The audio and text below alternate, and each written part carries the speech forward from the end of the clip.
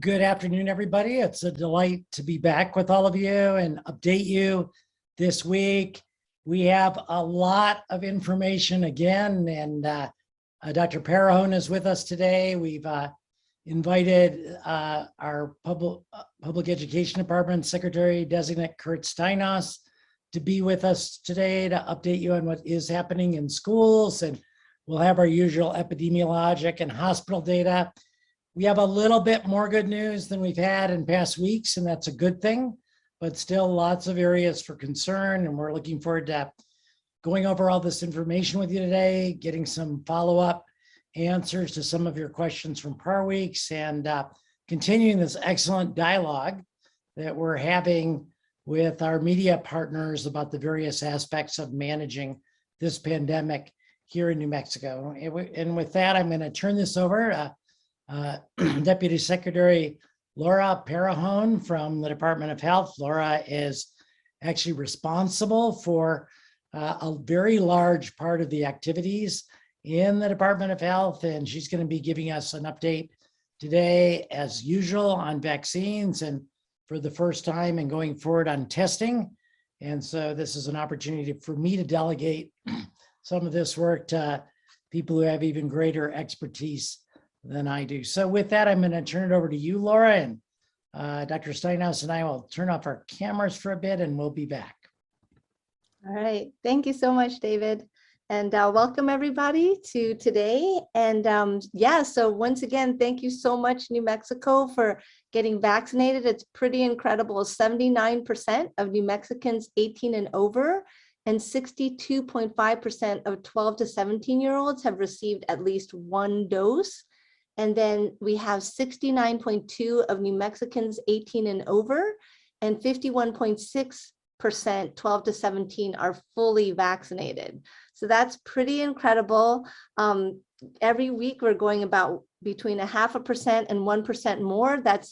That's more lives saved every day. And so if you look at the right-hand side, you can see everyone in New Mexico is doing their part, and every week we're improving. So good job. And coming soon, we're still working on that dashboard with updates to reflect any additional doses. Next slide. One of the exciting things that has happened last week is that President Biden put forth his COVID-19 action plan, which is called the Path Out of the Pandemic. So if you want to link to the actual plan down below, there's a link to the plan, but basically it has 6 components: vaccinating the unvaccinated, further protecting the unvaccinated with booster doses, keeping schools safely open, as Kurt will share with us later on today, protecting our economic recovery, increasing testing and requiring masking, and improving care for those with COVID-19, such as the monoclonal antibody, all things that New Mexico has been doing. So it's exciting to live in this state. The key points for the vaccination in the plan, which is exciting as well, is paid time off for vaccination and recovery for most people who are working. And that's actually really helpful for those of you who are worried about, getting sick for like 1 or 2 days to recover. Executive orders requiring vaccination for Medicaid and Medicaid certified and Medicare facilities, and then federal employees, and all things to keep us safe and to keep our communities safe. Next slide. One of the great things about that plan, also, they shared a new CDC guide for the 12 COVID-19 vaccine strategies for communities.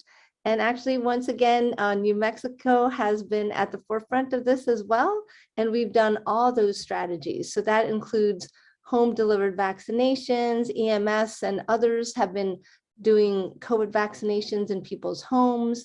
Workplace vaccinations as well. So we have many mobile teams that are going out to workplaces, vaccination requirements, vaccine ambassadors. We've trained a lot of community health workers to share information as well as doing motivational interviewing, medical provider vaccine standardization. The takecarenewmexico.org site standardizes our vaccine and gets our providers all ready and set to go. So once again, encouraging our providers to continue doing that. Medical reminders through our great app that has been reminding people about the vaccine. And then financial incentives, we've done that with $100 incentives. Also effective messengers through our trusted messenger program, and also providers recommending the vaccine. So many of you providers have been really helping people to get the information they need. And then school located vaccination programs. Kurt will talk more about that and just the exciting work they've been doing, and combating misinformation. So I won't go into detail on all those, but it's exciting that New Mexico is working on all these different strategies. And that's because of many of you who've come alongside us to help out with this. Next slide. And then one of the things we're trying to do to combat misinformation and also just make it easier for people to get the resources they need is to have a resource center. So we have a New Mexico DOH Community Resource Center, and you can click on the top. You can do it in English, Spanish, or Vietnamese right now. And it'll have updates, updates like what's the latest public health order, link, it'll have the registration link to vaccines, the COVID-19 testing link, link to monoclonal antibody, to booster shots, to flyers. So if you want to download flyers to, get more people vaccinated, flip charts. So we have our educational flip chart that combats most common myths, and a lot of our community health workers have been using that. Trainings, data for people to get, and resources. So you can link onto this. And then we also have new vaccine reports, and all of this is trying to just get information out to all of you who are working to get more people vaccinated. So Brianna, could you share the new link? So we're excited about sharing this, and thanks to our whole data team and our IT team and communications team who helped us get this up. So if you go to medical and scientific reports and click on vaccine reports, right here, it's great.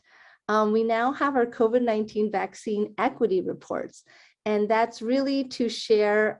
You can click on here to download the latest one, and it'll share with you the latest COVID vaccine data for the week. It will be put up, yeah, so here's, here's just some things that are on it. It has data by race, ethnicity, by poverty, by geography, so you can kind of look through that and help guide your vaccine efforts wherever you are. So that's the latest data that we have. So we're excited about sharing that, and please share any comments with us or any other data or information you need. But yeah, we're really excited to share this. Next slide, great. Great, so one of the things too, a very enterprising reporter sent us a question about one of our equity slides, which is looking at the population vaccinated, the percent population vaccinated by the social vulnerability index, which the social vulnerability index is actually a number from 0 to 1, 0 being less vulnerable and 1.0 being the highest vulnerable, and asked us whether the social vulnerability index numbers, how some of them were different from the CDC. So we actually reran this data thanks to the reporter, and actually the data is even better. We show that actually here that the higher social vulnerability indexed counties actually have higher vaccination rates. So you can see that here. We're really excited about this data, and just want to thank everybody in New Mexico and all the different DOH providers, hospitals, everybody who's helped vaccinate New Mexico, our National Guard, our FEMA teams, and everyone else out there helping out providers every single day. So thank you. So another one of our reporters also asked us, I think it was Algernon from Las Cruces, asked us about the booster dose controversy and what's going on with some of the considerations regarding boosting for the COVID-19 vaccine. So the Lancet, which is a really great journal for the medical world, really came out with a paper that kind of highlights some of the issues with the controversy around booster doses. It differentiates in this article between a third dose, which is if you haven't had enough immunity, you get the third dose, or the booster dose, which is, what happens when your immunity starts waning after a while of having a vaccine. In this article, they talk about the risk of introducing boosters too soon or too frequently. So for instance, issues such as maybe myocarditis, if you introduce a booster too soon. So there's a lot of cautions also in this article talking about the preliminary nature of the existing studies around booster doses and whether or not those studies went deep enough.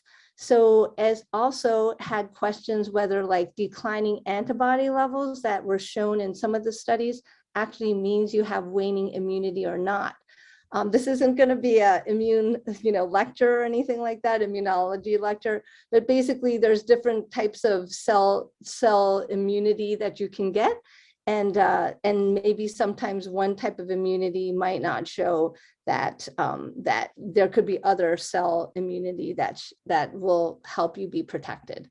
The bottom line, though, is that the available vaccines are safe, effective, and they save lives.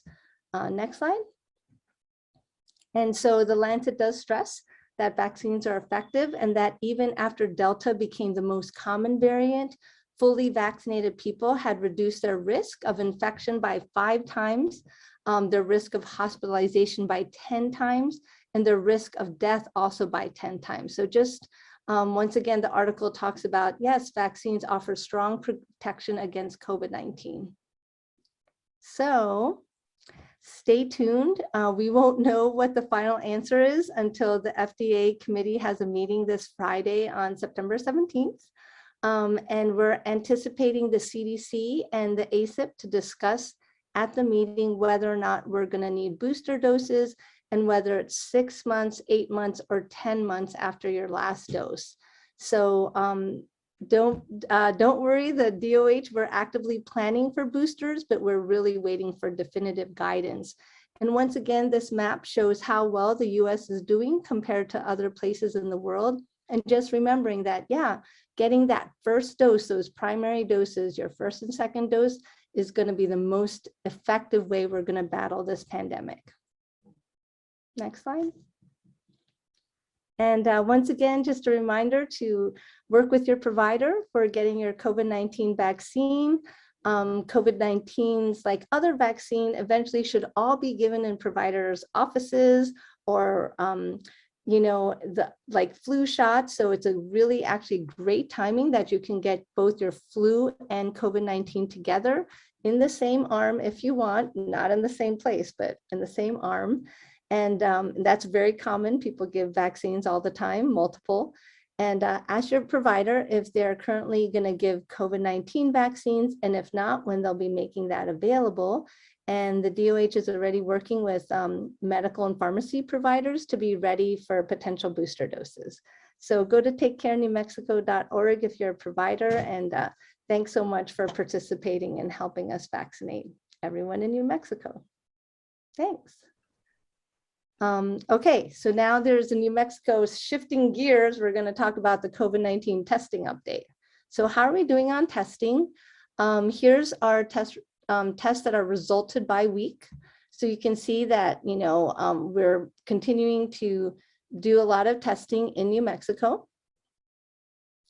And we had over 50,000 tests this past weekend.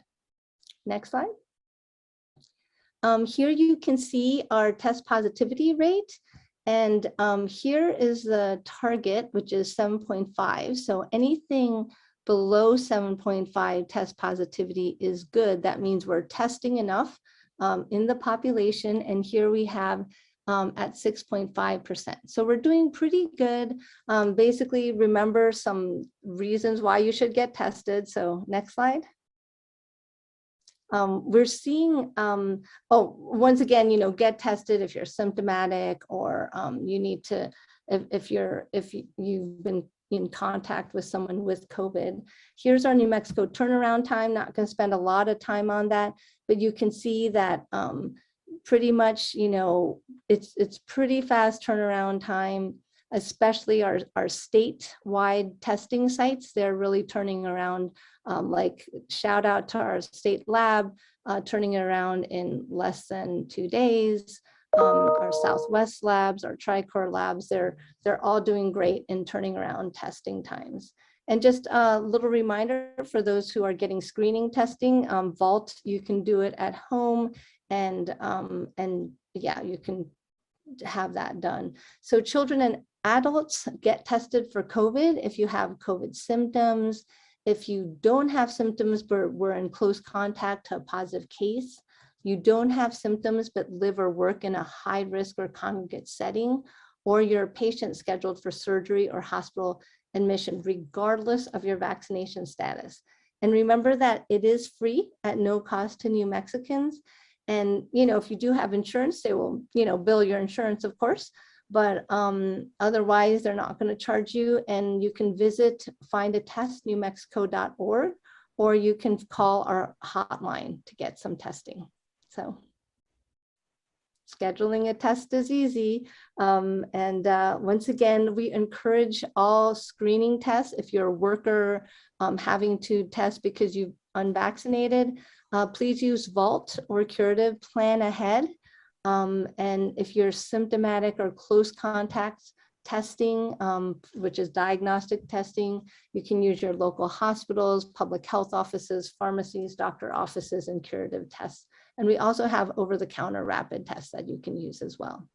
So yeah, keep on testing if you have a symptom or if you need to do it for screening purposes.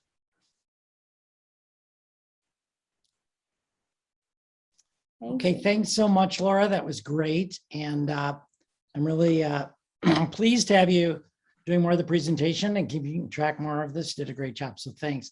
It's my privilege also to introduce as a new participant today, Dr. Kurt Steinhaus, our new Designate Secretary of Education for the Public Education Department. And I was present at Kurt's announcement and press conference for him starting. I was really inspired and impressed by the work he did. I think one of the things we're excited about is that Kurt brings to state government many years of being an actual school superintendent. And the fact is he's spent 16 months in Los Alamos being the school superintendent during the pandemic. So has had to wrestle with folks on the front line every day with managing this pandemic and balancing the obvious advantages of in-person learning with the need to keep our staff and our students really safe. And so, Kurt, I'm going to turn it over to you. And, you're here by popular demand from the press as well. They've wanted to hear more about what's happening in schools. And so congratulations for being here. And Kurt will also stay and be available for questions at the end as usual. Thank you so much, David. And it's great to be with everybody. Building on what David just said, when I was given the opportunity to be part of this press conference, my first thought is, this will be my chance to reach out and extend a huge thank you to our teachers and our staff, including school nurses, who are there on the front lines every day being our heroes. And so I'd like to ask everybody who's on this Zoom session and Facebook Live to take a minute to thank a teacher. You don't need to buy them flowers, but if you're a parent, just a handwritten card, or, this is the year of literacy. So if you want to, you could volunteer and give a teacher a 10-minute break and go read a book to a class. So let's thank all the school staff.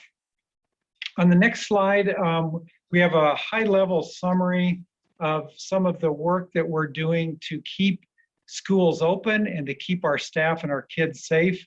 We follow the public health order, and that includes vaccinations weekly for staff who aren't vaccinated. It means testing for those who aren't vaccinated. We're working really hard to increase testing options and including on-site COVID testing for staff and students. Every school district is working right now on what we're calling enhanced COVID safe practices. And we've got a list of about 30 or 40 options for school districts to consider. We are also supporting our schools to sponsor clinics. When I was a school superintendent, I found the Department of Health and our local county officials really good in working with us to sponsor those clinics. And we're also working every day to encourage folks to get vaccinated. The next slide gives you one graph that's a little hard to read. So this graph is about students and staff on campus while they're infectious. And if you look at the little bump over to the left, the darker blue line at the top is students. The light blue line at the bottom is staff. And so you can see we had a little bump when we went back to school in April and May. And then that flat line that's being pointed to right now is the summer. We didn't have very many staff and students on campus. We did have lots of summer school going on. And then back in August, you can see we went back to school and things bumped up. But as you can see over on the left of the slide, the really good news is I'm happy to report that campus infections dropped 37% last week when compared to the week before. And the last thing on this slide that's really important to mention is that in-person learning is in the research is really important. And if you've got a kid, you know, kids do better when they're able to come to school. So we're working really hard to keep schools open and keep them safe. On the next slide, we've got some graphs about COVID-19 surveillance testing. And I'm also really happy about our partnership with the Department of Health. They've secured an additional $63 million from the federal government to provide in-school testing, and that will be rolling out in the next couple of weeks. If you look at this chart, it's by week, and you can see a big orange bar there when we went back to school. But go over to the right side where it says 0.74. So currently, we're operating over less than 1% positivity rate. And that's really good news. And we're going to work really hard to keep that. And Kurt, I just want to jump in and call everyone's attention to the fact that just earlier we were celebrating the fact that the statewide test positivity rate had dropped below 7.5%. So we're really doing a great job on staff testing in the state. And this means we're this low number below 1 or in the 1 range means we're really doing an exceptional job with this asymptomatic testing. So good job, Kurt. Thanks. Thank you, David. On the next slide is a quick summary of some of the enhanced COVID safe practices that we're following. You know, at one point you may have heard that last May when we went back to school, if there were 4 rapid responses within a 14-day period, school was going to be closed. Well, we figured out a way to not do that anymore and make it a local decision. So if a local school board sees that they've got an infection rate that maybe looks like they need to pause and transition to remote learning for 10 or 14 days, that's a local decision, and that's working exceptionally well, and the data plays that out. We're also, as I said a few minutes ago, having each school district by October 1st send us a COVID enhanced safety plan. So what does that include? Well, it could include increased outdoor learning. When I was a school superintendent, we invested money to build shade structures at every single school to make it easier and more convenient and more comfortable for the kiddos when they're learning outside. Extracurricular activities or limiting the attendance at those, prohibiting spectators, Even student cohorting, what's that? Well, that's creating groups of students that come on at certain days or go to certain parts of the school. And that helps with COVID safety enhancement at all. And then over on the right, you've got a nice picture of some kids who are wearing masks. And by the way, New Mexico kids have been incredibly cooperative and for the most part doing a great job wearing masks. But if you're a parent and you're worried, what happens if we get to a high level of COVID infections? Well, the Department of Health does have the authority and the responsibility to come in and close a school or just conduct an inspection to find out what's going on. Next slide, we've got a big circle graph. And if you imagine that circle is all the schools in New Mexico, since school has started, we've only had 30 schools decide on their own local decision to transition temporarily to remote learning. And that's about 3% of our population. The Public Education Department has not closed a single school this school year. And we're just really happy about this data, and we're going to continue to work to keep this positive record. And on my last slide, I've got a little bit of information about our mobile vaccination clinics. The graph you're seeing is something that we use out on social media, but we have just this school year already 59 school-based vaccinations that have been held, and I'm really happy about that.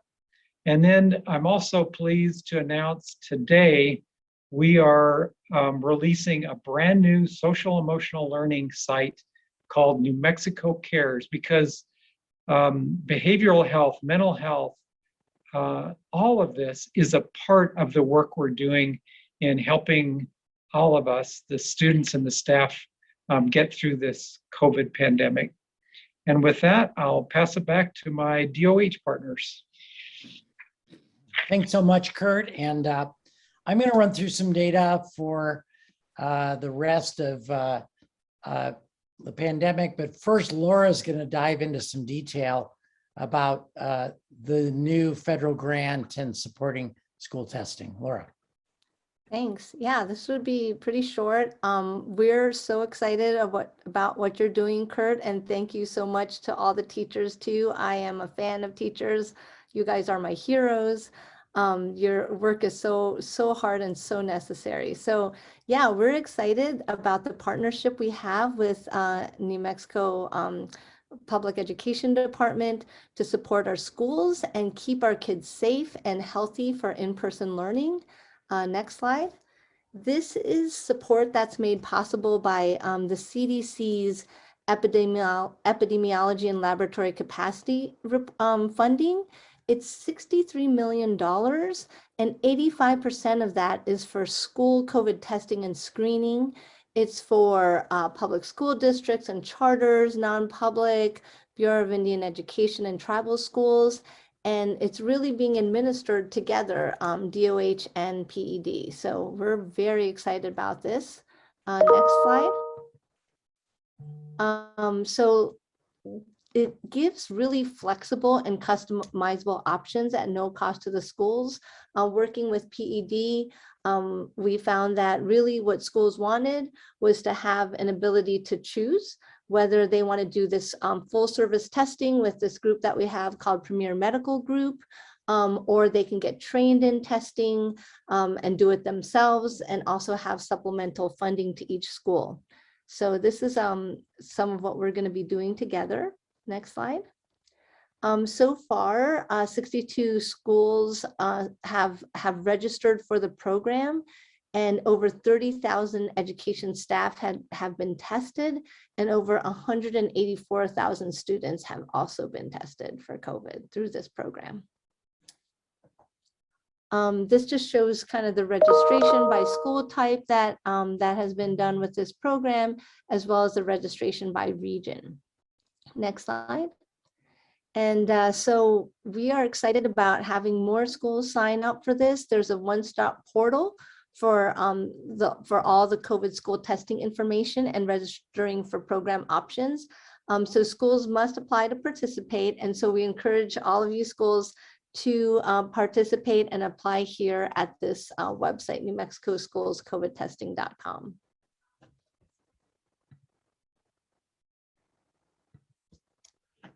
So now I'm going to turn it over to my amazing secretary, David Grace. Thanks again, Laura. And we'll run through this fairly briefly to give plenty of time for questions. And first slide, a mindset. Brianna, you can see some good news here. Everyone at DOH is now willing to concede that we're on the downslope of this pandemic. We predicted it about 3 weeks ago. We leveled off about 2 weeks ago, and now we're finally headed in a downward trend, as you'll remember, and I'll go over still another week or a few more days than that for hospitals to go through their crunch of volume. We'll talk about that. And unfortunately, still another month of seeing probably relatively high counts of the number of people who die each day from serious COVID infections. Next slide, please. I wanted to just point out there is so many great epidemiology reports. Christine couldn't be here today. She says hello to all of you and was texting me data from today on the epi report, but we're still a pretty red state. And you can see we do have a yellow and a blue county, and in the boxes up there, they sort of point to the second row. They should point to the first row. I missed that, but red, which is what the state is at, is still at more than 300 cases a day, which in New Mexico works out to exactly, that 14.29 seems like an odd number, but for us, 14.29 cases per 100,000 is exactly 300 cases a day. Orange, 150 to 300. You'll note that we did sustain the indoor masking mandate in the public health order again. People are going to ask, well, when are we going to take that away? And, get back to me with that question when we're at least down in the range of orange. And that's probably the time we'll revisit what we want to do there. Next slide just gives you the variant breakdown. And again, from the national level, from the CDC on the left. And New Mexico is a very, for the size of our state, we do a lot of per capita sequencing every week. We're a big contributor to all the papers you see coming, like COVID-net papers from CDC. New Mexico is a big part of that data as well. But you can see as of the end of August, we were still at 100%. There's a 2-week lag in this reporting because of the time it takes to run the test, but we're still all Delta. And that actually, believe it or not, is good news. It means no other variant has infiltrated. I also wanted to deal with a question last week, and you're going to have to squint for this one. But if you look at July 3rd there, and Brianna, maybe you could point to it where it says MU, you can see the week before there was a little sliver of MU. The week after you can't see, but trust me, there's a little green sliver behind the lambda there, and then it went away. So we've had mu come and go in New Mexico already. There's a lot of significant hype about this virus, but for now, in any way, it was not able to gain any kind of foothold in the state, probably because Delta clearly out competed, if that's a word, the mu variant. So our state lab director, Mike Edwards, has a low level of concern over mu, which is, is a variant of interest, not concern. But last time I said I didn't think we'd seen a case of mu in New Mexico. Christine properly corrected me. I was thinking about the last couple of reports I'd seen, but if you look back, you can see how it came and went. That doesn't mean it can't come and go again. It just means at the present time anyway, it can't compete against Delta. Next slide.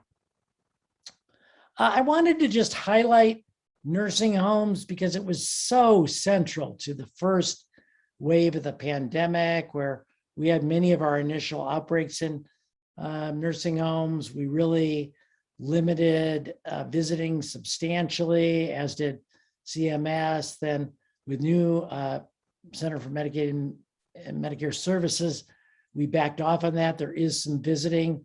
I'll just really briefly, let's look at the very, very right side of the curve, and you can see the highest number of cases. And so you know, in this is nursing facilities and assisted living facilities, and the number of staff and the number of residents are about the same, actually, particularly in nursing facilities.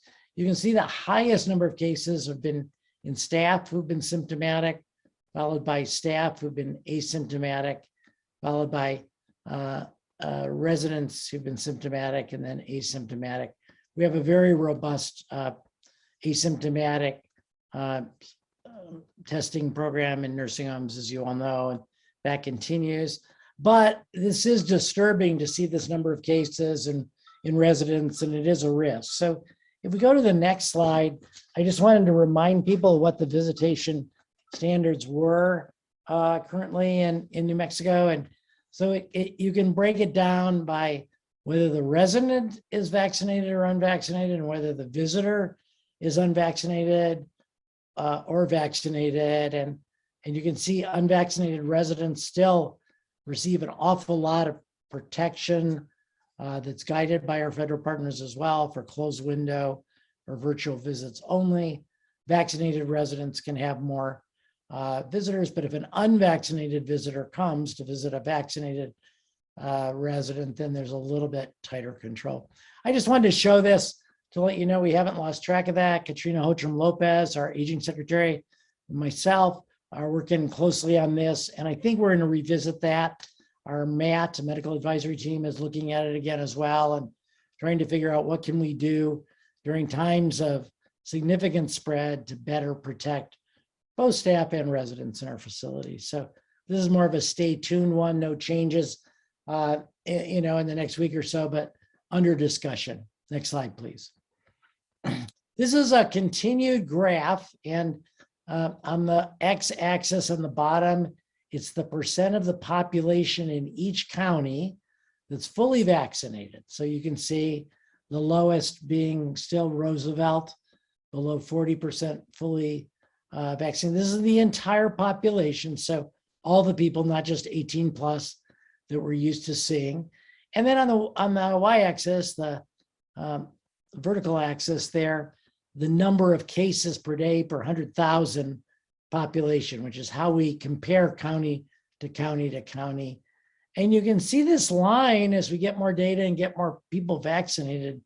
It's just been getting steeper and steeper and steeper. And what that downward slope of the line really means is the more people you can get vaccinated in a community, there's a dramatically lower number of cases that correlate with that. Now, we believe there's some causation there, but if you remember when we first showed this, the line was a little bit better than horizontal, a little bit down sloping, but now it's kind of that free fall you get on the roller coaster when you get to the very top. And so again, we want to thank everybody in some of those communities near the top for a lot of really urgent measures you've put in place to control spread and to promote vaccination. We're here to support you in doing that. Want to continue to do that. Next slide, please.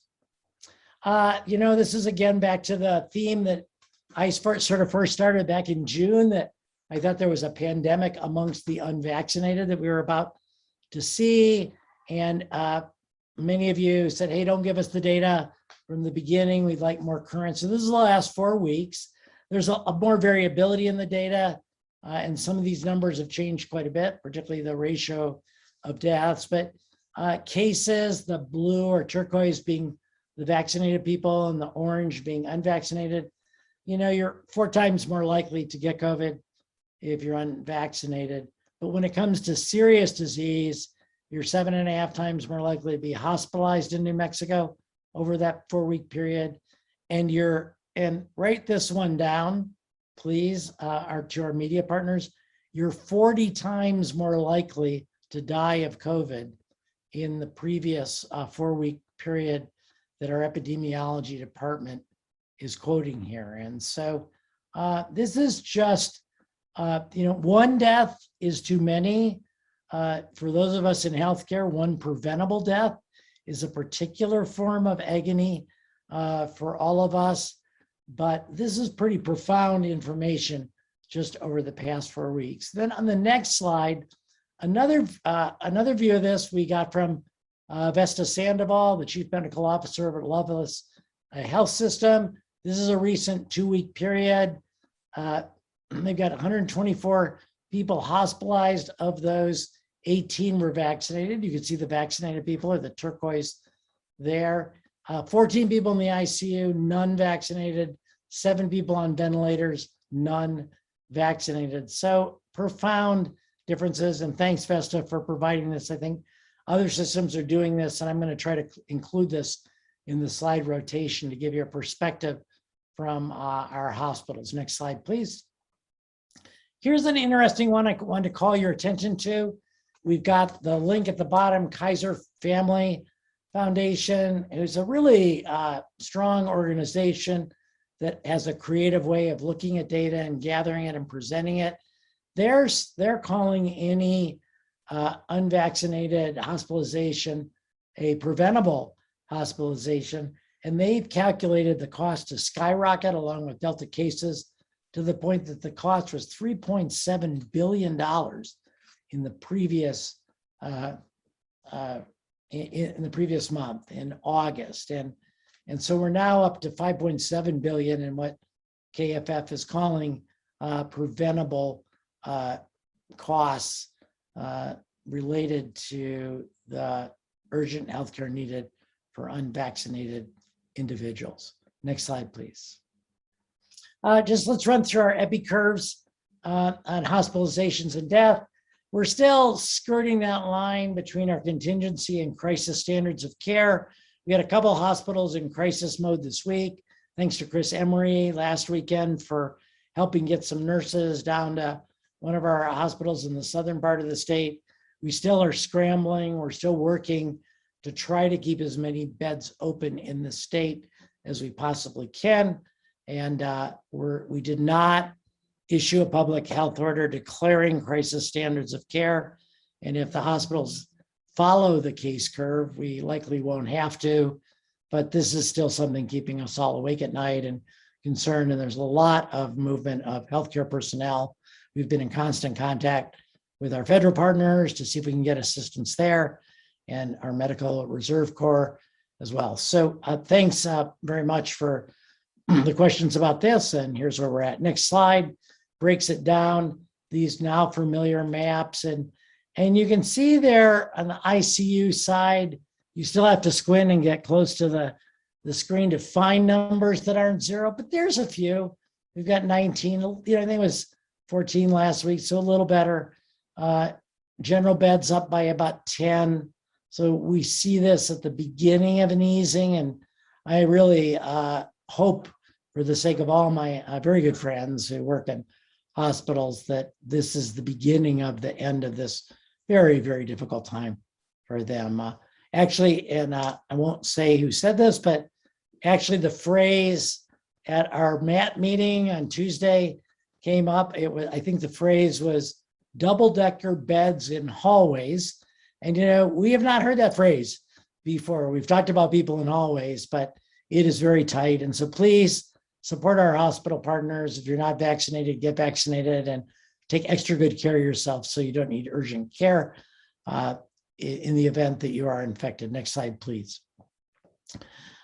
Projections, Lionel, projecting the blue line on the left, but the actual is flattening.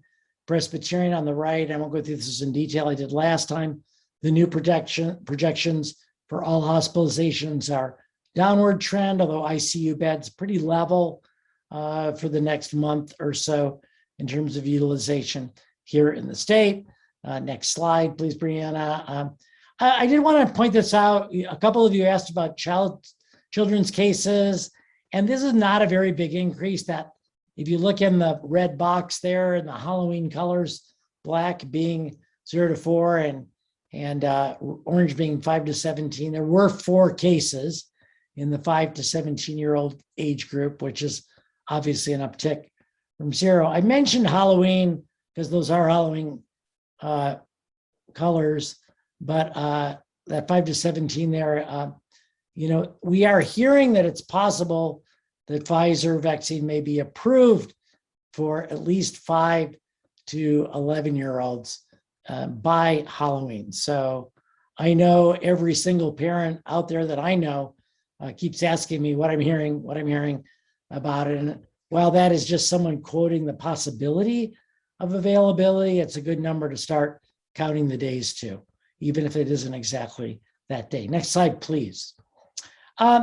We've warned you all that we're going to see an increase of deaths, and let's just look at 823 to 829, the third bar from the right there. 2 weeks ago that was 10 deaths when we reported it, and then last week it was 20 deaths, and now it's 38. So there is a lag, a couple to 3 week lag in getting death certificates in. And so we are projecting that we're going to see hopefully a little fewer number of deaths than this, but likely in the 20s for the next 4 weeks or so, as the aftermath of so many people being admitted to the hospital for serious COVID disease. Next slide. Treatments. Doing well with treatments. And next slide, remdesivir. We're starting to see that slightly decline. We see that as things ease up in the hospitals. We have seen hospitalizations drop a little bit, so that's a promising sign. I'm going back and having them relook at the Regeneron data. I think we had a couple places that did not report, but over 300 people a week is still good. And it would still encourage everybody here, if you're greater than 64, well, first you have to have symptoms, and then in addition, if you're greater than 64, or you're obese, or you have one risk factor for serious COVID disease, which you can review on the CDC website, you should seek out monoclonal antibody treatment. And I know a number of people that I know well that have gotten the treatment in the past couple of months. None of them have been in the hospital. It's not a guarantee, but it's a 75% reduction in risk of hospitalization. Next slide, please. I just want to let you know too that the federal government intervened. There's a national monoclonal antibody allocation shortage. We know exactly how much we have in New Mexico, and we know what our allocation will be later this week. We think we're in good shape for this week and next week, but I think the feds have stepped in to get in the middle, or put the states actually in the middle. This was not our idea, of the distribution between the manufacturer and the local hospitals. We do an excellent job in New Mexico reporting monoclonal antibody use. The distribution will be according to reporting. I think that will put other states at a disadvantage, but for now, we put ourselves in the middle of the process. And frankly, just for their providers on the line, we're just simply reverting to what we did with bamlanivimab for the first 4 months or 5 or 6 months of its availability before we went direct hospital to manufacturer ordering. So just wanted you all to be aware of that, but we think we're on top of that. And I think we're good, at least for the next 2 weeks, and we'll have more information as we go forward. Next slide. Ivermectin turned out to be a very popular topic among all of you last week. I want to go through the basic facts first. It's not authorized or approved by the FDA to prevent or treat any viral illness whatsoever, and COVID is a virus. Our New Mexico Medical Advisory Team, as I said last week, has looked at this 3 times. We do not recommend its use. New Mexico DOH, as we heard a couple of reports, is partnering with the UNM Poison Control Center, and I worked with them this, excuse me, just a second.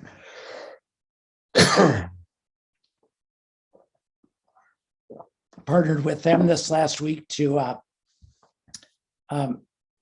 get data. Sorry, I've got something must have gone down the wrong way. I'll be right back.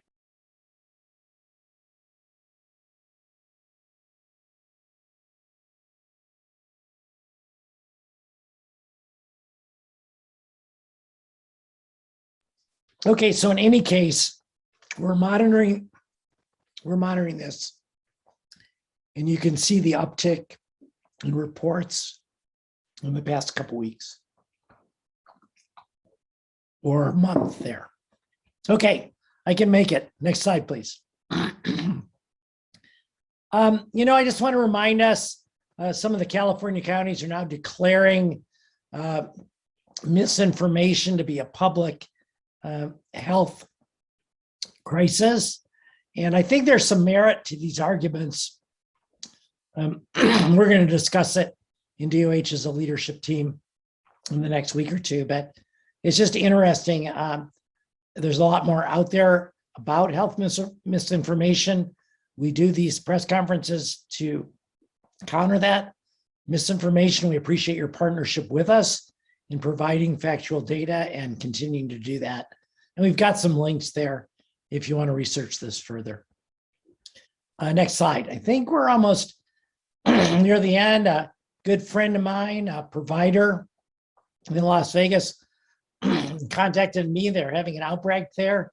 I want to just mention West Las Vegas High School and their masks for everyone at all outdoor district athletic events. They stepped it up a bit to reduce spread. And you can see a slide of one of the teams and the cheer leading squad there. And they really are doing a great job with that. And I'm highlighting this because I've said many times, I think the solution to managing the pandemic is going to involve more and more community action, not just necessarily the Department of Health or state government doing everything. And so I just want to applaud this community who took action to prevent spread during a significant uptick in cases that occurred in August. Next slide.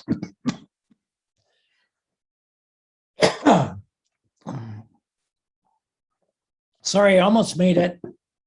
Don't worry, I don't have respiratory symptoms. I just think some of my tea hit my vocal cords. So, the virus is still spreading. Get tested. Please get tested if you're exposed, or of course, if you have symptoms. If you have a positive test, symptoms and risk factors, immediately seek out treatment. It can keep you out of the hospital, as many of my colleagues have experienced. And just a reminder, we're going to have to be careful indoors, probably for a long time, no matter where we live in New Mexico. So just keep that in mind. And then the usual recommendations: washing hands, keeping surfaces clean, everybody mask up and keep that social distancing.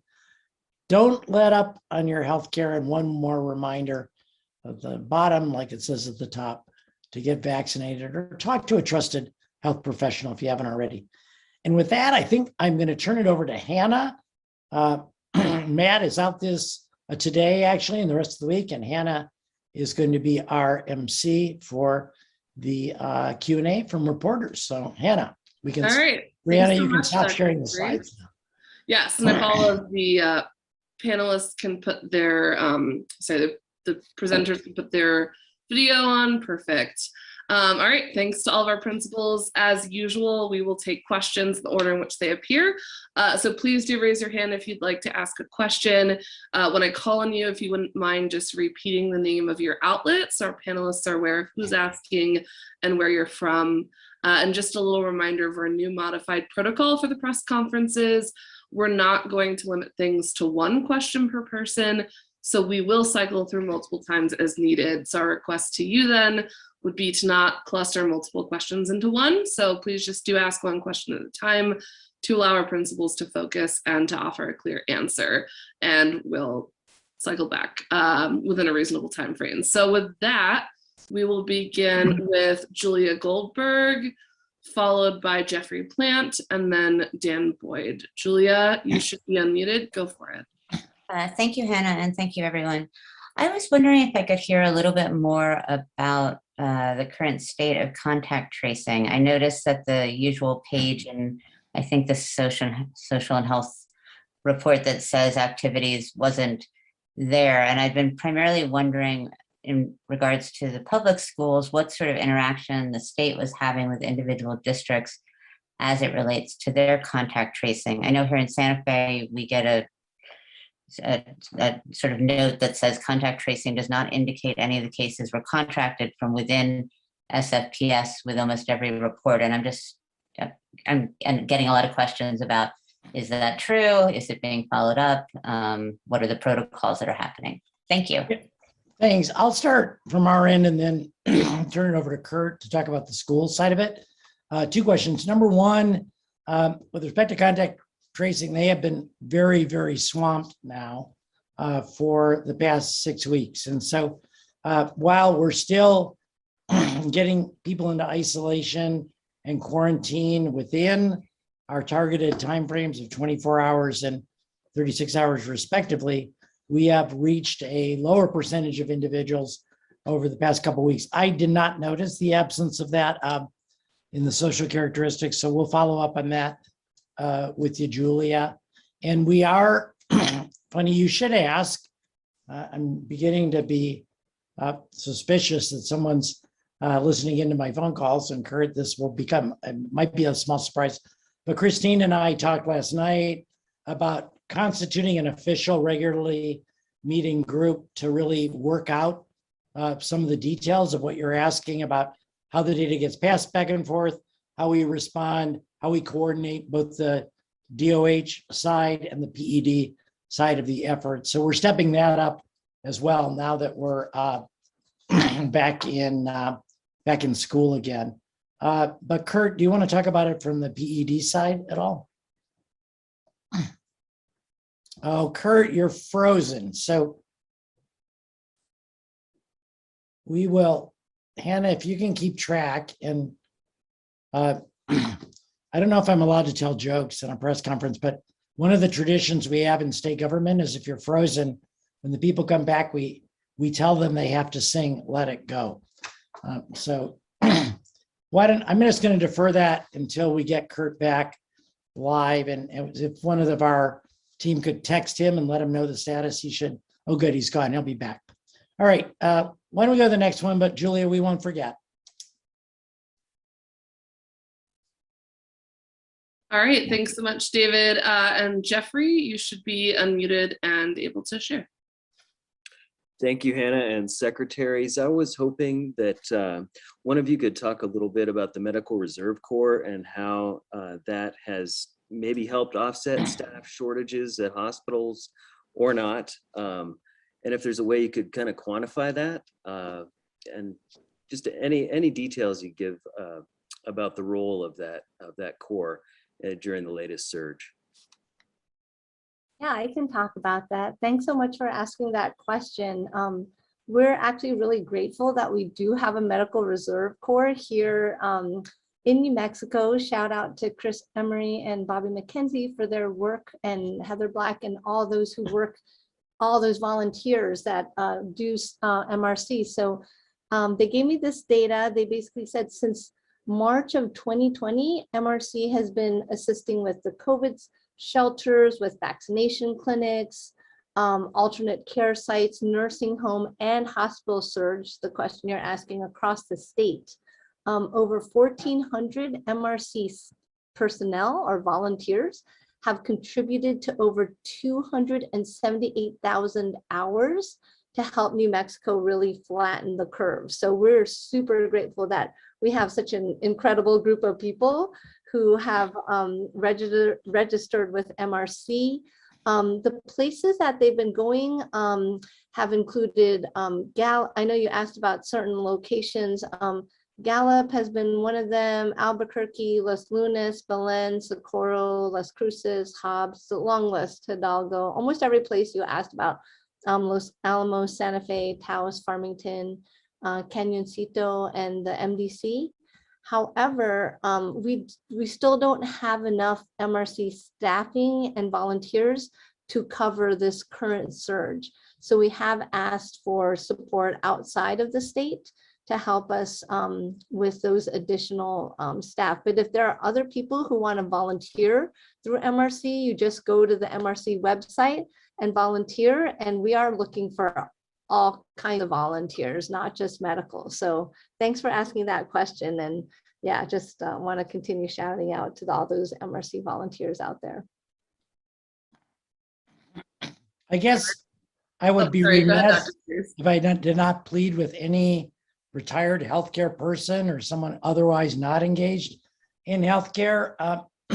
This would be a great time to volunteer. There's things you can do if you're worried about your age and being exposed to infection. We've got plenty of work and you can make a meaningful difference. So go to the DOH website or just Google NMDOH Medical Reserve Corps and you'll get to where you need to get to. Thanks.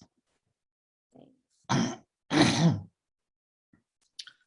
right, thanks everybody.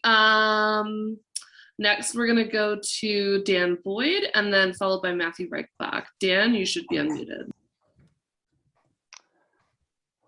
Thank you. I appreciate it. Dan Boyd with the Albuquerque Journal. Good to see you all virtually.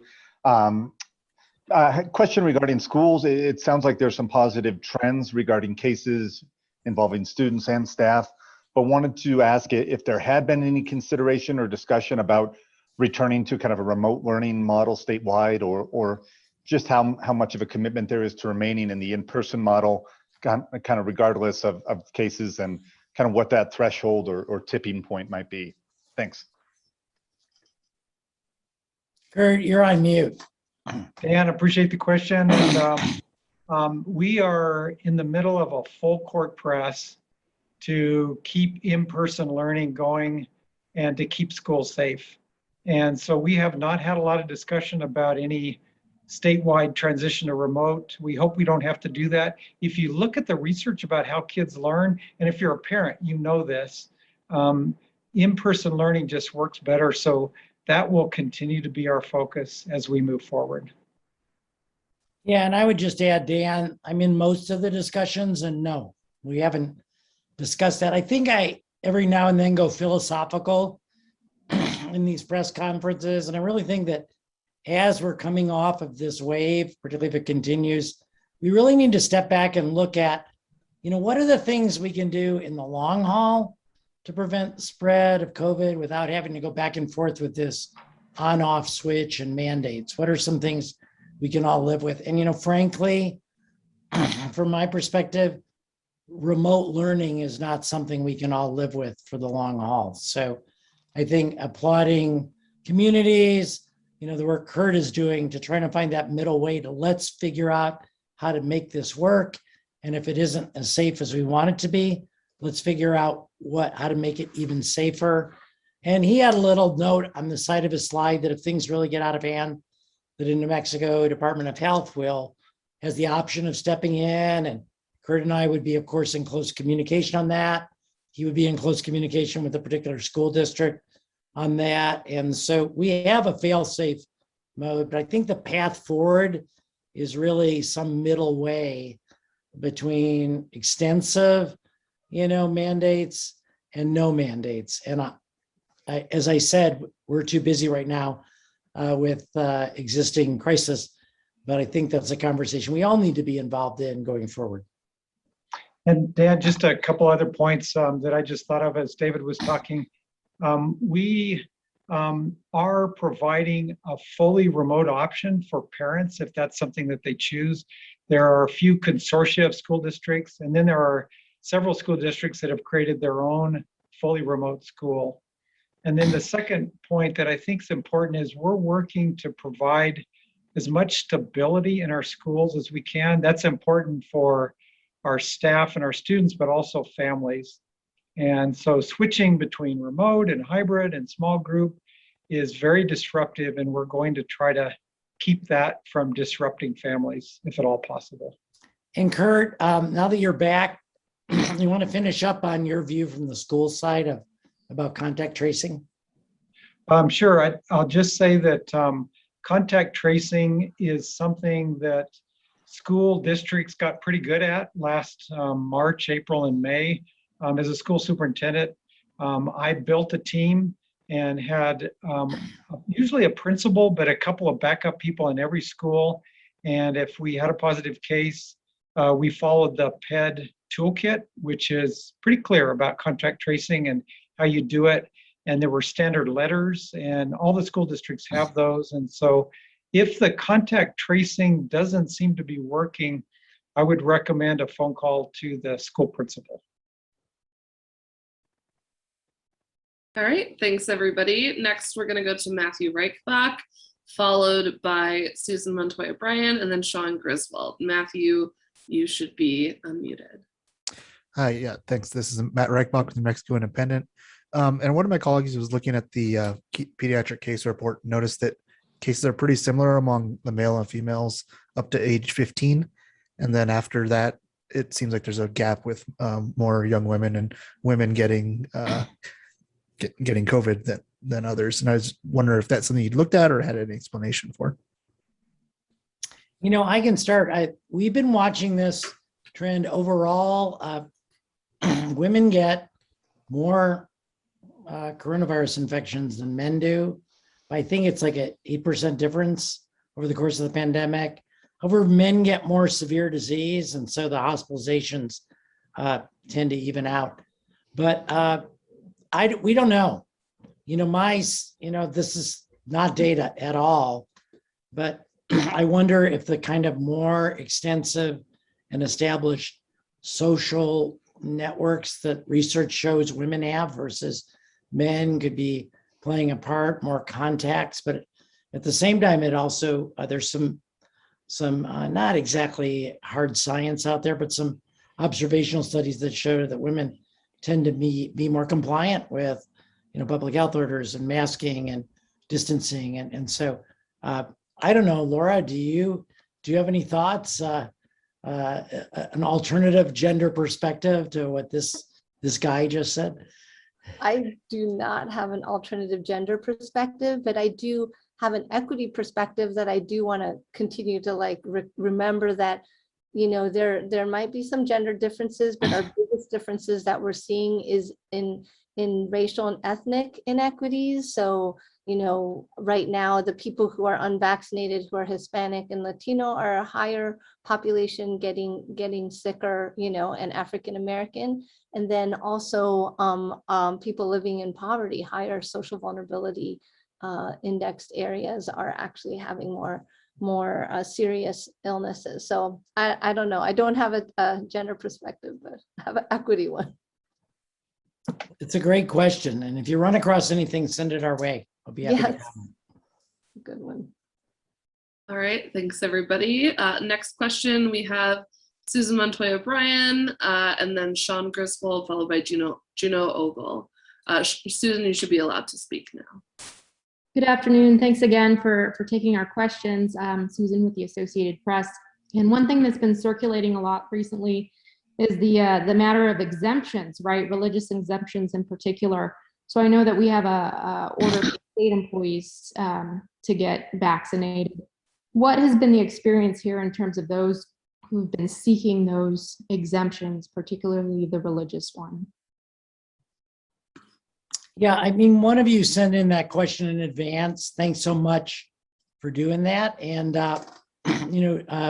I'm just going to talk about the Human Services Department for a minute, because that's the data I have right at my fingertips. We have a little over 1,500 employees right now. I think over 70% now are vaccinated. So that's 30, let's just say 30% of 1,500 people is 450 people. And of those folks, we only have one religious exemption at the present time. In talking with our delivery system partners, big hospitals and the like, it appears that, you know, the initial worries that internet available pieces of paper that people could sign and submit would be used in a widespread fashion.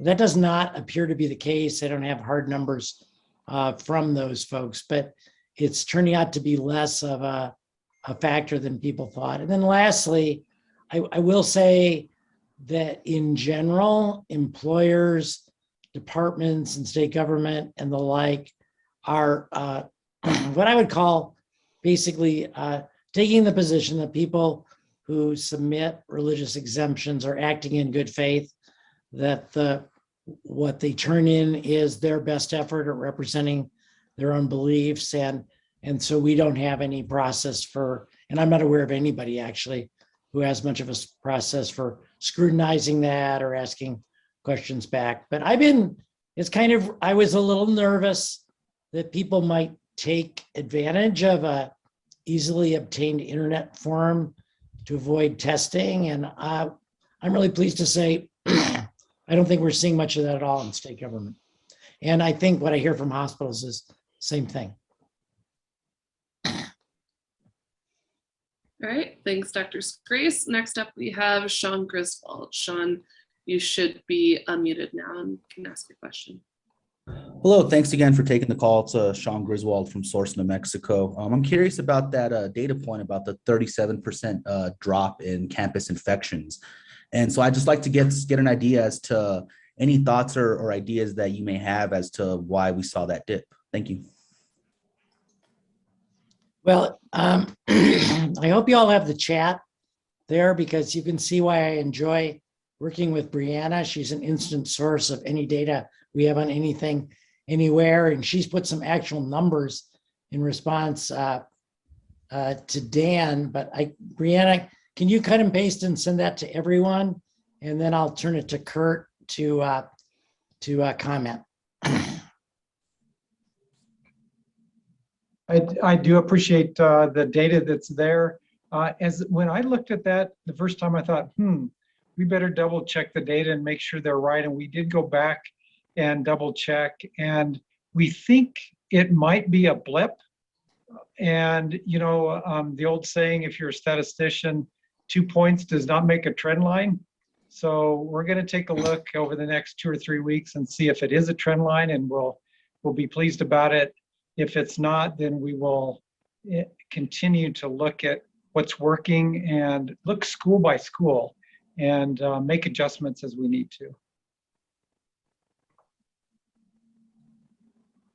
All right, thanks everybody. Next up, we have Juno Ogle. Juno, you should be unmuted and go ahead and ask your question. Okay, thank you for taking our questions again today. And I do want to say thanks also for addressing that question I sent in yesterday about the SBI data and the county vaccination rates, which is what I'd like to ask about. And especially looking at that new report that was posted that you were talking about earlier and how that breaks down the data, the vaccination data.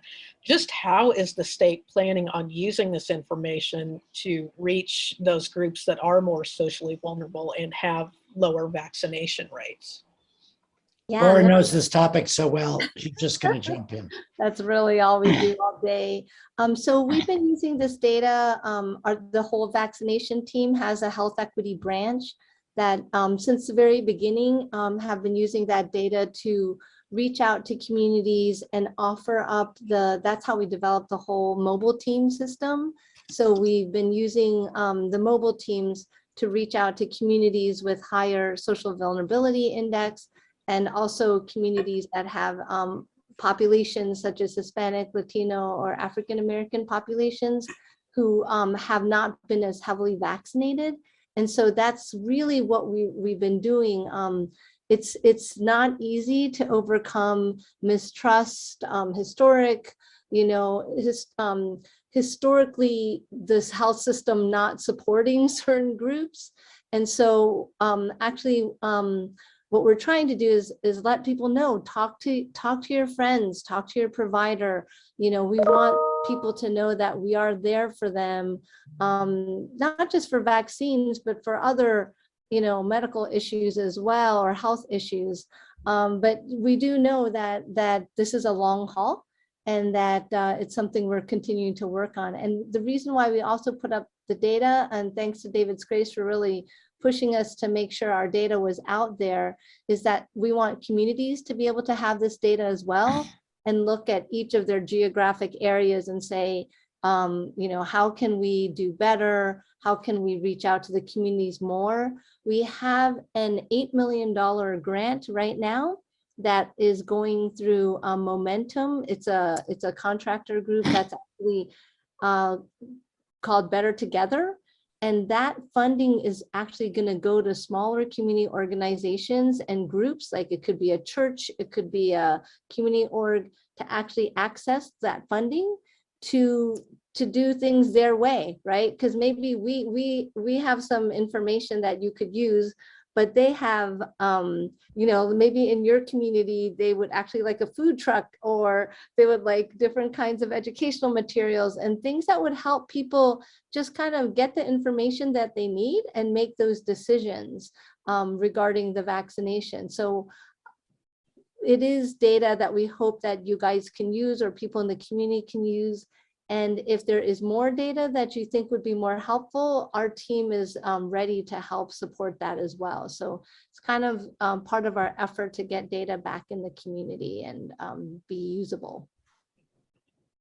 Yeah, I think it's worth just pausing for a minute to recognize our governor, Michelle Lujan Grisham, because from the very beginning of the pandemic, she was insistent and somewhat inflexible about the need for us to use data and science in everything we did. And so there was an enormous push, and I remember it well, long before the first vaccine came out, to set up our registration system and our data collection systems and our interfaces to ensure that we had the best possible data. And because of that commitment on the part of the state, of course, I love that because I can never have too much data, but because of that commitment, we actually, Juno, have the kind of data that other states won't have. You won't find another state where the higher the social vulnerability index in a community, the more likely they are to be vaccinated. And that's thanks to Laura's work and actual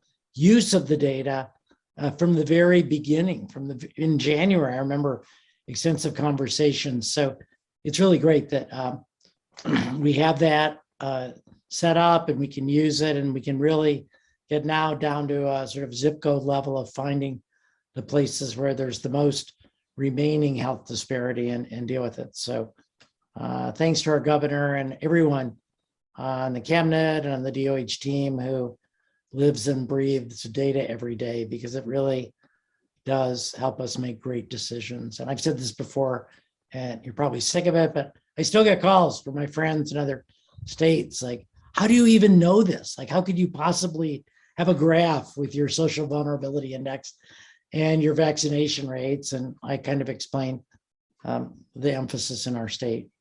So thanks. All right, and just a quick reminder to all of our press partners, we are going to get back to you if you have another question. We're just going to go through the first round, and then I'll ask y'all to raise your hands. So we have a few left for this first round. So next we have Mike Smith, followed by John Cardinal, and then Brittany Costello. So Mike, you should be able to unmute now. All right. Well, thank you all again for allowing us to participate. I'm with the Carlsbad Current Argus, and probably recall I asked you a question about the vaccination rates and everything else here in Eddy County, specifically in southeast New Mexico. Last week, I just saw the updated numbers. Looks like things are going up slightly in Eddy County, and I know that they've increased the vaccination clinic days in Carlsbad back from 1 to 2. Do you all think it's possible that Eddy County could hit 50% vaccination rates? When I'm saying vaccination rates, both doses by the end of this month? It's possible. We basically have these teams from FEMA. They're actually gonna they're going to be leaving because of the hurricanes, but they'll be here through the end of the month, and they're scheduled to do several sites in Eddy County.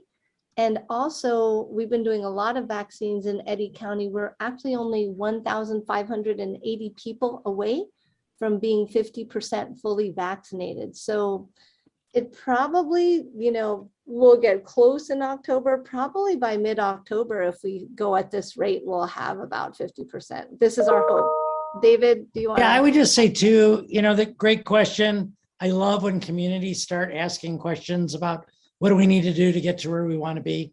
So thank you for that. And you're, according to the dashboard online today, at 46.3%. We're seeing statewide about a 0.9% increase in adults 18 and over getting vaccinated per week. So we're happy with that progress. But two ways of answering your question is one, the way the largest answered, and if you keep the same pace as the rest of the state, it's going to take you 4 weeks. My way of answering the question is, if you can double the rate of vaccination in your community and get it up to 1.8%, then 2 weeks from now, you'll be at 50%. So I think it will require doubling or redoubling of efforts there. I also want to say, since you asked about Eddie, and I've been staring at the Eddie numbers every day and in a very nervous fashion, along with your border counties, the numbers are coming down. The case rates are coming down. You're in a deceleration mode on case rates. You're still driving on the freeway, but hopefully you're coming up on an exit soon that will let you slow down even more. So, and I think the extra work you've done on vaccinations and the extra work the community's done to enhance awareness, probably that you've done yourself to let people know, those are all parts of the equation that's turning the corner in Eddie County. So thank you very much for getting the word out. All right, thanks so much all. John Cardinal, you should be unmuted and able to ask your question. Yeah, hello everyone. John Cardinelli with KOAT. Just want to thank you all very much for your time today. My question is about the hospital beds. So we have a total, you correct me if I'm wrong, we have a total of 19 ICU beds and 50 medical surgical beds available to patients. I'm curious as to how many beds in our state are being taken from out-of-state patients. I've heard of this, patients from Texas, Oklahoma, coming into New Mexico for aid. How many beds are being taken up by out-of-state patients? Any insight would be helpful. Thank you very much. Yeah, maybe I will share my screen just for a minute here and show you that data, and then I'll have some comments. So hopefully you're seeing some vaccine data right now, and I'm going to go to my million COVID links and go to our EPI reports, which should pop up. Are you all seeing this? And I'm going to go to our hospitalization report here. And down near the end of our hospitalization report, we can see, hopefully this week it's here, in-state and out-of-state admissions. So this is the opposite. No, this isn't. This is the percentage of new hospital admissions, and this is people from New Mexico in the hospital and people from out of state in New Mexico hospitals. And you can see that it's running really steady and at a relatively low number from our hospital report. But the other thing that's not in this report that is relevant is, and we talked about this, whether we should close the state to transfers, but it turns out that in the past couple of weeks, we've had about twice as many people transferred into New Mexico. Twice as many people transferred from New Mexico to out of state as we've had people transferring from out of state to New Mexico, both for hospitalization. So we would, usually it's about even. Every time we've looked before this, it's even. But right now, New Mexico is actually a slight net exporter of people in out-of-state hospitals compared to the importation of people from out of state to New Mexico hospitals. So, and we don't want to close that off for that reason. And the fact that everything is constantly moving, and, frankly, it's easier to move someone from Alamogordo to El Paso than it is to an open bed in Santa Fe. So we're working well with our out-of-state partners, but no, on average, folks from out of state are actually helping us more than they're sending us patients. All right, thanks so much, Dr. Scrace. And next we're gonna go to Brittany Costello and then Scott Weiland. And then if anybody else has a first round question, please raise your hand.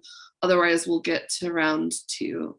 So Brittany, you should be unmuted and able to ask your question. Hi, thank you guys so much for your time as always. Brittany Costello with KOB4. I just wanted to see if you guys could touch on the renewed mask mandate and the importance there and the science that goes into that. Why is it necessary? I think we're all used to it at this point, but if you could just touch on it, especially with, vaccination rates, and it sounds like some good news around the state. Why is that still necessary to have that in place? Thank you. Yeah, happy. That great question. And Brianna, if you could bring up the slide with CDC, blue, yellow, red, orange, red, or whatever those colors are, and share your screen, that would be great. That it's not that one, though. It's the one just above it. There you go. Slide 32. Yeah. So yeah, why don't you share that slide? And you can see here, remember we used to have our own red, yellow, green, turquoise. We're not using that anymore, but this is just how the CDC breaks things out. And they say very dangerous, very high transmission rates are greater than 14.29 cases per 100,000. If you multiply 14.29 times 21, you'll get 300 cases a day. Orange, 150 to 300, et cetera, et cetera. And as long as we're in all of red, any part of red, and probably most of orange, there's a really high risk of transmission. We also have great data. The vast majority of articles about the effectiveness of masks show they are effective. There's only one thing better right now, and I'm really glad that there's one thing that's better that prevents spread, and that's vaccination.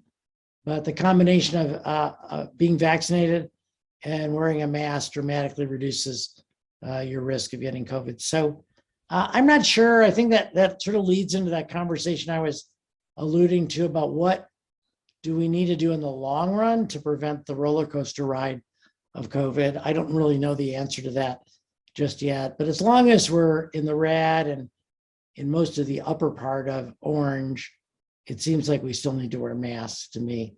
And just so you know, the old number, the gating criteria was 210 cases today, which is kind of somewhat near the middle of that orange area. So that's how we're looking at this. And then if you don't like numbers, you can just stare at the graphic, the table on the right, don't read anything on it, and notice it's basically pretty much all orange. And so for now, anyway, that was the decision that we made to renew it based on this data and the strong data on the protectiveness of masks. Thank you. You can stop sharing the screen. Thanks. Dr. Patterhon, did you want to add something? I saw you unmuted. Oh, no, all I was just adding is just that, if you think about the protection with Delta, Delta is still very, very contagious, and that's still our predominant virus, type in the state. And so that also makes a mask mandate even more important, because it's kind of like if you have so many people with particles around you and you're not masked, then you're just much more likely to catch it, even if you are vaccinated, because of the large dose that you'll be getting with Delta. So just wanted to add that. Another reason why it's good to have the mask mandate. Yeah, and I know, and just one last comment, and I know people will probably send me emails saying that these two things are not the same. But I know there are a lot of people who feel really strongly that they shouldn't have to wear a mask, or there's some invasion of their own personal freedom. But, I don't know about you, but if I need some sort of surgery and, in the anesthesia prep room, I'm asked for a choice of whether I want my surgical team to wear masks like they've all been doing for 110 years or not, I'm going to go with a masked up team to reduce my chance of perioperative infection. And while I actually think as a physician, those two examples really aren't that far off, just being around other people in the midst of a pandemic or even being in an operating theater. So that's kind of the way I think about it just for myself. All right, thanks everybody. And we'll go to Scott Weiland. And then if you do have a follow-up question, go ahead and raise your hands again. I see Julia, thanks so much. All right, Scott, you should be unmuted and able to share. Yes, just a follow-up question going back to the socially vulnerable issue. So from what you're describing, a lot of people in those communities, there's a pretty high level of unvaccinated people. Would you say that that makes up the largest share right now of the unvaccinated population, or have you quantified it to that level? You want me to go ahead? Yeah, go ahead. I'm bringing up the report and I'll show a graph after you're done. Oh, yeah, perfect. Okay. So not necessarily, right? There's different areas. So actually some of the areas that have higher social vulnerability have been really highly vaccinated. So I think this goes back to where David's saying, this is not just the DOH, this is about communities. This is about all of us working together to address, and support people who are unvaccinated in several groups, right? There are several groups of people who are unvaccinated right now. I think the issue we need to think about is that of the people who are unvaccinated, everyone is actually at risk, right now. And so that's really that last 20%, wait, almost 20% now, sorry, my math, 30% of people who are fully vaccinated, there's 30% that are not fully vaccinated. It's that last group of people that we need to reach out to. Some of them are in more highly social vulnerable areas. Some are certain ethnic racial groups like Hispanic, Latino, African American, and then some are not, and so I think as a community have to reach out to all groups. We have done a really good job of addressing social vulnerability, I think, and not just us, right? It's the whole community. IHS has done an amazing job vaccinating in Native American populations who had previously been most affected by COVID, and it shows the impact of when you have a whole system vaccinating you, the safety it accords. So I just wanted to share that piece.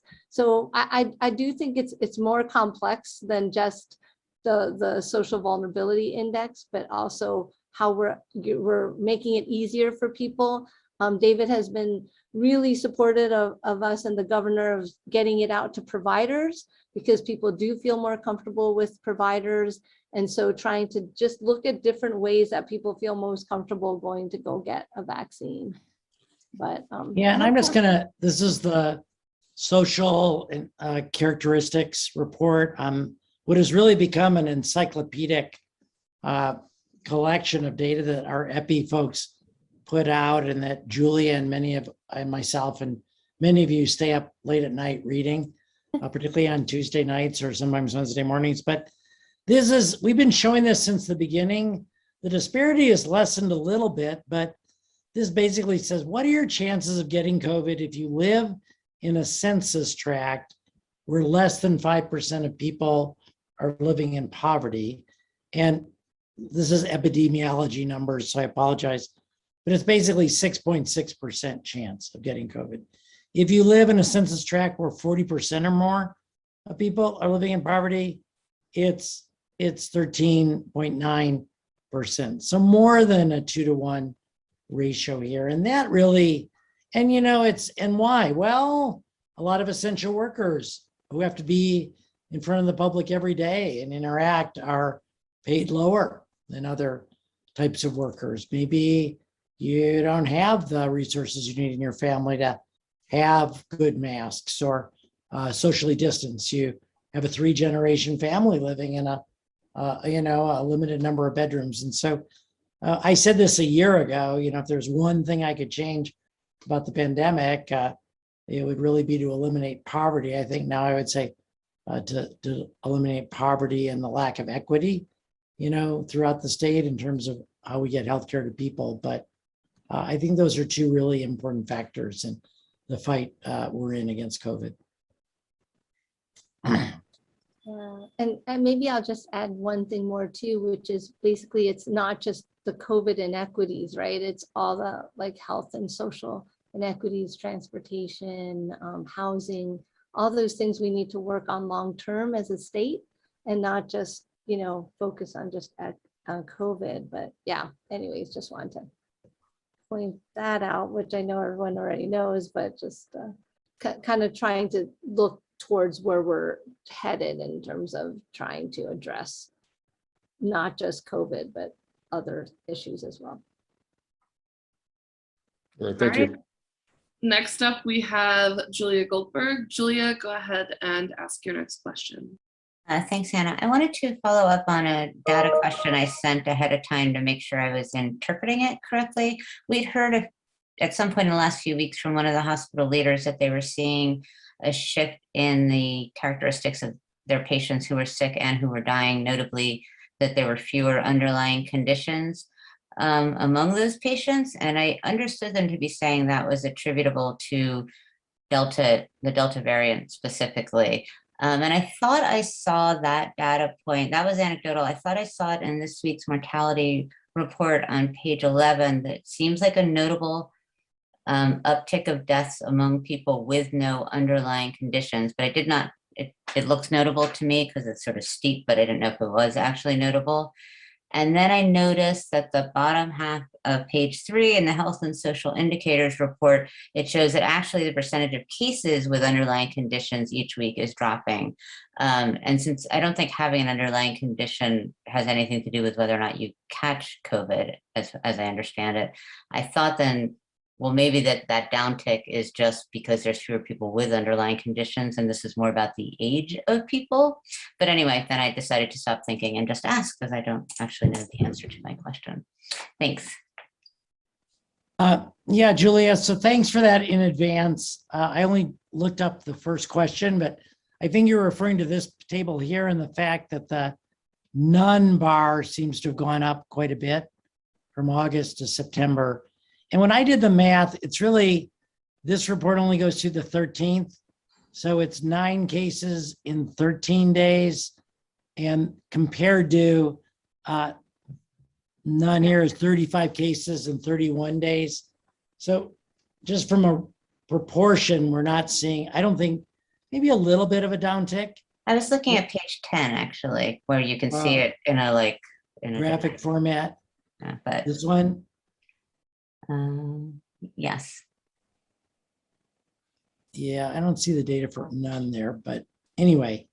But the other thing too is in death certificates, and I wish we didn't have to deal with any of them, but you know, when someone younger dies, they almost always have way less number of conditions, and those reports are easy to fill out. And doctors and others may do them rather quickly, whereas if it's going to be complicated or require a chart review to get all the 5 or 6 spaces filled in, it may take longer. So I would wait a little bit. I'd wait till September's closed out or maybe 2 weeks into October before drawing a conclusion about that. On the other hand, though, to your point, and we are seeing more younger people in the hospital, and in general, younger people have less high underlying conditions. Hypertension is a disease that peaks at age 79, diabetes at age 78, heart disease 72. And so we are seeing more younger people in the hospital, and we are seeing, unfortunately, some deaths in younger people. Thank you.